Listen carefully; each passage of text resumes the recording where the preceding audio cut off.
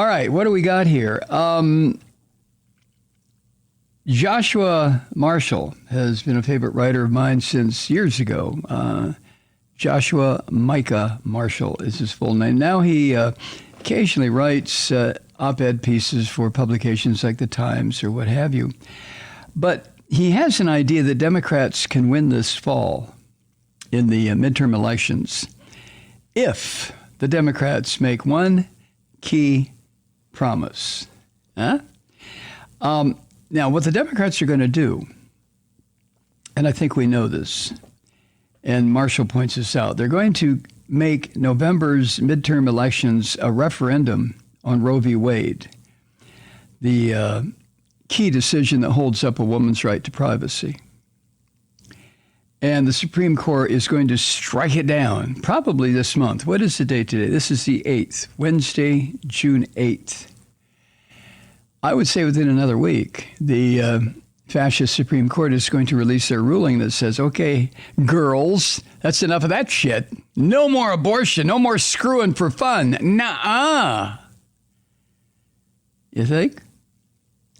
So the strategy that the Democrats could put in place here to make the midterms a referendum on Roe v. Wade makes sense. As Josh points out, polls show that roughly 2 in 3 Americans oppose overturning Roe, and almost 60% of Americans support passing a bill that would set Roe's protection in federal law. And then it can't be challenged as unconstitutional, I don't think. No, I don't think so. And what's more, various polls showed a rising number of voters listing abortion or a woman's right to privacy, which is really what Roe v. Wade is, as their top midterm issue. And those polls those numbers came about after Roe's imminent demise was leaked in the form of that draft court opinion that was published by Politico. Remember the uproar that caused? Oh my God, yes. Unfortunately, the key plan of the Democrats is almost sure to fail if they're thinking about regaining control or maintaining control of anything this November. Marshall points this out. After the Democrats came up with just 49 votes to bring a Roe protecting bill before the Senate on May 11th, they promised to keep fighting. And in the words of Senator Amy Klobuchar, quote, take that fight right to the ballot box, end quote, in November. But you can't make an election into a referendum on an issue if you can't point to anything that winning the election would accomplish.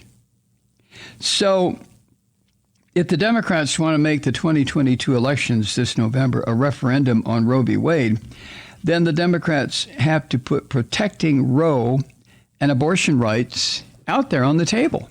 They got to start talking about it. Now, there's one way to do that, or here's one way to do it. Get clear public commitments from every Senate Democrat and every candidate for the Senate. Now, only to vote for a Roe bill in January 2023, but also to change the filibuster rules to ensure that a majority vote would actually pass the bill. God, what a weird idea, right? And send it to the White House for the president's signature. Now, that seems simple enough if you discount the bastard Joe Manchin and the bastardette Kyrsten Sinema. So what the Democrats are dealing with, as you know, at present, there are likely just 48 Democrats who can make that pledge. Joe Manchin and Kyrsten Sinema are dead set against any changes to the filibuster because they are fascist Christian operatives, period. Now, you know that they're dead set against it because most of Biden's agenda, like the Build Back Better plan, voting rights being reaffirmed, all of this has been bottled up behind the refusal of Manchin and Sinema to demolish this goddamn filibuster rule. And that's been going on for a year. Now, some people are claiming that Manchin and Sinema are just taking the heat for a number of other Senate Democrats who are also unwilling to change the filibuster rules. Well, to that, I say bullshit. No. Whoever's saying that about Sinema and Manchin are probably Sinema and Manchin. Huh? Now, if any Senate Democrats do have misgivings about coming out strongly against the filibuster rule, that's why the public commitments are so important. If the public lets the Senate Democrats know, you've got to stop this shit. You've got to bring this to an end, or we're going to turn our back on you. Not only will you lose your jobs, but the entire population of the United States will lose its ability to call itself a democratic republic. So Josh Marshall says getting a list of holdouts down to a publicly named handful, holdouts against abolishing the filibuster rule. That's the first step to persuading them to fall in line. Yeah, you think, Josh? I don't know. Anyway, Josh goes on to point out if the math is right, there are 48 Senate Democrats ready to make that pledge to abolish the filibuster rule. And they need 2 additional Democratic senators in the next Congress after, the election. And that is the party's message that makes the 2022 midterms a referendum on Roe v. Wade. The Democrats should be saying this, quote, give us the House and 2 more senators, and we will make Roe law in January 2023. And if that happens, then they pass it on to Biden and it's signed into law. End of issue. No ambiguity here, no haggling, no trying to live in this sick fuck Senator Manchin's head for a year. Simple message from the Democratic Party to the American people. You give us this, we'll give you that. And that tells voters exactly what will be delivered with the Democratic win. Huh? They need 2 more Democratic senators. Then Manchin and Sinema can piss off.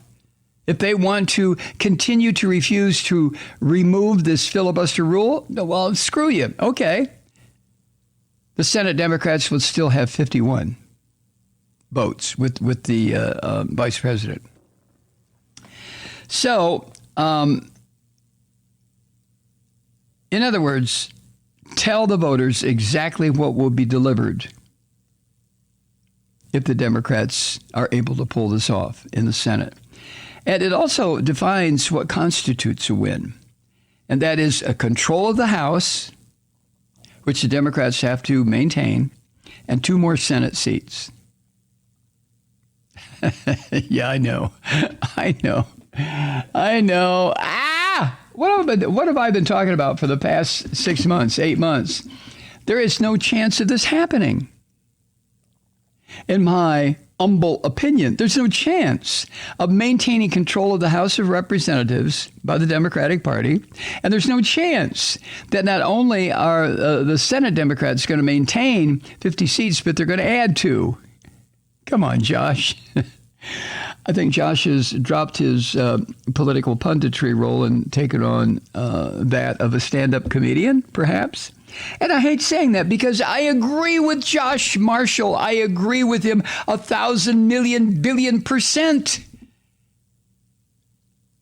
I really do. This is the key to the whole thing. But the American voter is not going to cooperate. And in some instances, the American voter can't because of what the fascist Christians have done to the division of seats and districts through their gerrymandering and their denial of people of color the right to vote and all these goddamn rules that the Republicans have gotten through various state legislatures. That's the reason that I find what Josh is writing just so, I don't know, it's like fairyland. Josh, hey, you're leaving out of your equation the American voter, the American public. well.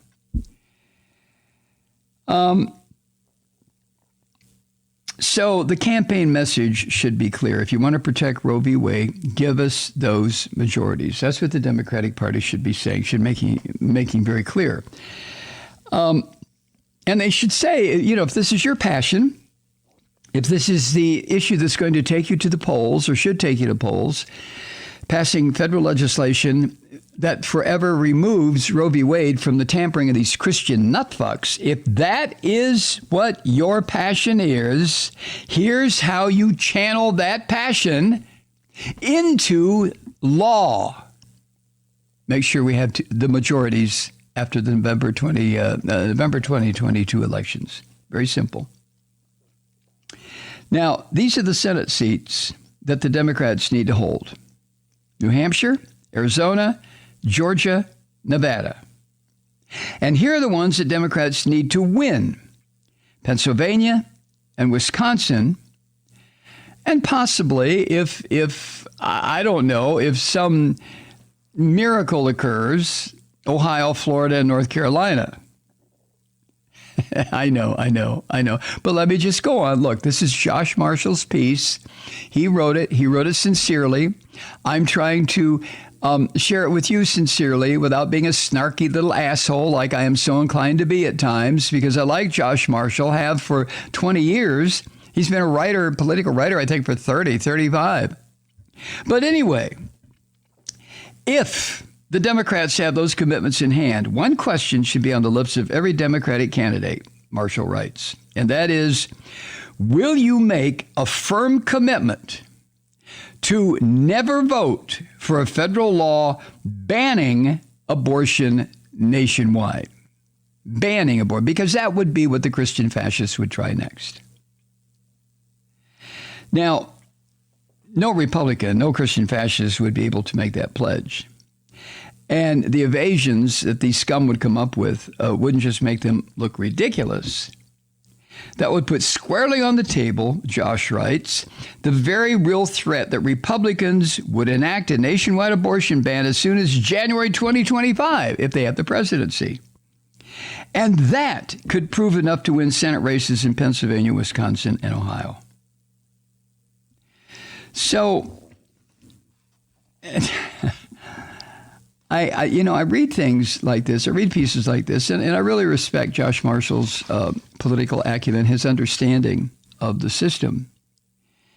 But as he points out, in a way, this strategy isn't so much about winning the 2022 midterms or even making Roe into a federal law. It's the best way to accomplish both, but that's not what this is so much about. It's just an example of how you win elections. And God knows the Democratic Party needs to be shown this. Hi, Truth Seekers. Mike Malloy here. As you know, we've switched formats and are now broadcast exclusively on the Progressive Voices Network. So that means you get fewer program interruptions, no corporate commercials, and lots of profanity. But our format change also means some of our radio listeners no longer hear the program.